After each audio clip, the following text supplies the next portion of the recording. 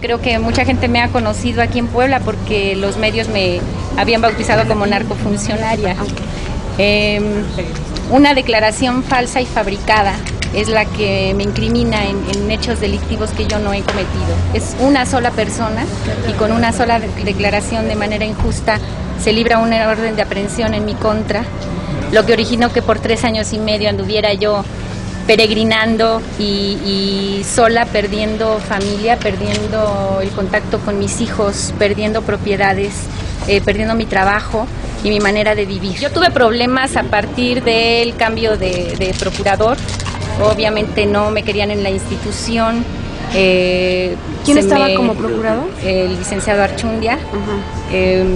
Ya no recibía a mis compañeros ni a mí, hubo un corte de comunicación total con todo el personal de la Procuraduría y todo se trabajaba a través de una persona que nombraron su procurador, de Víctor Pérez Dorantes.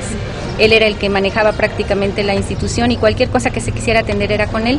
Yo fungía como coordinadora de agentes del Ministerio Público en Cholula y obviamente hubo ahí desacuerdos laborales en cuanto a la función. Después, como ustedes sabrán... Pérez Dorantes. ¿Esos sí, desacuerdos? Con mis superiores, ajá, en general también. Pérez Dorantes y con Archundia. Con el director de averiguaciones previas. El cambio de administración siempre hay presión. ¿Quién era el director de averiguaciones previas? Pérez Suero, no recuerdo. Carlos Pérez. Posteriormente, bueno, como ustedes sabrán, hubo un atentado en contra del subprocurador. A partir de ahí se detuvieron de manera increíble. Al día siguiente se detienen a 4 sujetos o 5, no recuerdo, en Tlapanalá y pues de manera asombrosa también se ve que son las personas que habían atentado en su contra. Él no resultó ni siquiera lesionado del atentado, aunque el vehículo está deshecho de los impactos de bala. Él salvó su vida. No sabemos por qué él sufrió el atentado, por qué no un director, por qué no un procurador. Posteriormente yo continuaba trabajando y me entero a los 2 meses que uno de los sujetos detenidos me señalaba como partícipe del grupo criminal denominado Los Zetas. ¿Quién directamente me señaló? Una persona de apodo Xolo. Este sujeto refiere que trabajó en la Procuraduría y que por haber trabajado en la Procuraduría me conoce.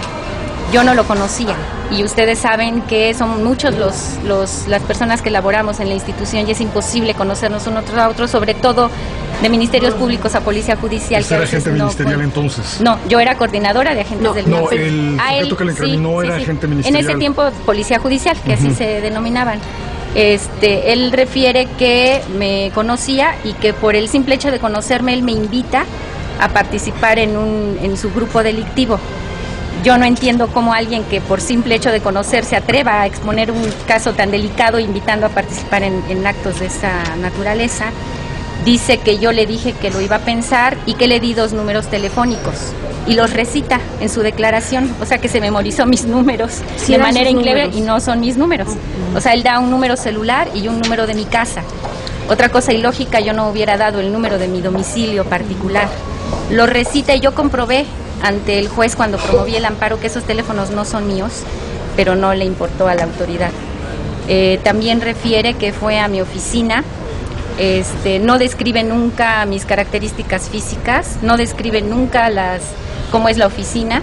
Junto a la coordinación de Cholula, ustedes saben que se encuentra la agencia del Ministerio Público y se encuentra la comandancia de la Policía Judicial, y de manera asombrosa pues nadie lo vio porque no refiere a qué hora, cómo era la oficina, quién lo vio y si me va a invitar a trabajar en actividades de este tipo pues no hubiera ido a la oficina, ¿no?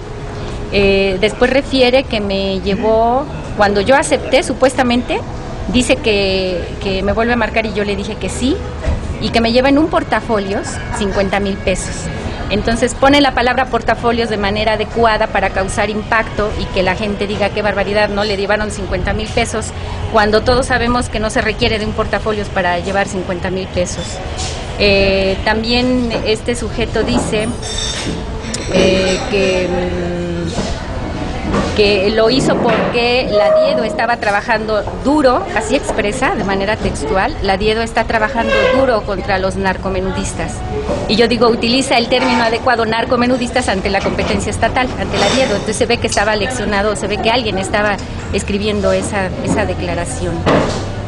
También este sujeto dice, cuando le preguntan su número telefónico, que no lo recuerda, y alega que él lo cambia seguido porque si no lo iban a localizar. Y yo pregunto, entonces, ¿a qué teléfono le iba yo a hablar, supuestamente?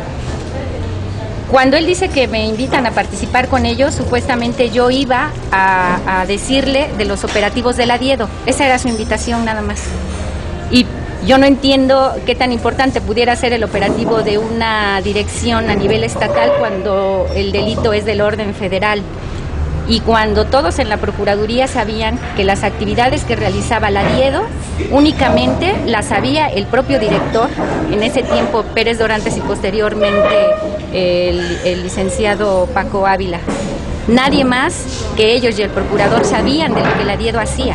Entonces yo cómo iba como coordinadora a avisarle de lo que iba a hacer la Diedo, si nadie, ni siquiera Policía Judicial, y yo no sé si recuerden, incluso hubo algunas notas periodísticas en donde hubo problemas entre el director de la Diedo y el director de la Policía Judicial en ese entonces, porque se peleaban los operativos o se peleaban quién detenía a las personas y había, pues, por decirlo de alguna manera vulgar, piques entre ellos. Entonces, si eran tan celosa la Diedo como dirección de cuidar las funciones y el trabajo que realizaban, yo cómo iba a saber de los operativos y ofrecerlo además para entrar a un grupo delictivo, ¿no? ¿Quién era el director de la Diedo? Estuvo el licenciado Víctor Pérez Dorantes durante muchos años. Posteriormente fue nombrado Francisco Ávila Caso, pero Víctor Pérez Dorantes seguía controlando con el orden jerárquico como su procurador a esa dirección. Mi función como coordinadora era precisamente la de ser el enlace entre los agentes del Ministerio Público y el procurador. Yo coordinaba las horas de entrada, si había que atender algún asunto que me fuera encargado por mis superiores para que se consignara, se archivara o se actuara conforme a derecho de manera inmediata. Pero esta función se vio reducida cuando ingresa el profesor o el maestro, como le dicen, Archundia, como procurador, porque él pierde contacto directamente conmigo como coordinadora. Se niega a tener trato y a recibirme, y con quien yo hablaba era con el director, con Pérez Suero.